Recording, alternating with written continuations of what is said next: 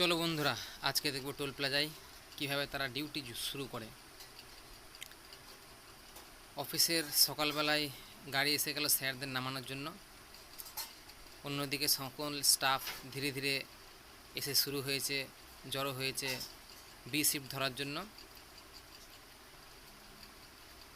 অফিসের সৌরভ স্যার এলেন, ওইদিকে মহিন্দার স্যারও এসে উপস্থিত হয়েছেন।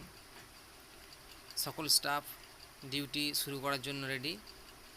এখানে সকলে একত্রিত হয়ে আগের শিফটে যে সমস্ত আপডেটগুলো থাকে সেইগুলো জেনে নেয়, আর নতুন কোনো আপডেট থাকলে সেটাও স্যাররা জানিয়ে দেন যে কীভাবে ডিউটি শুরু করতে হবে, কে কোন শিফটে কোন লেনে ডিউটি করবে।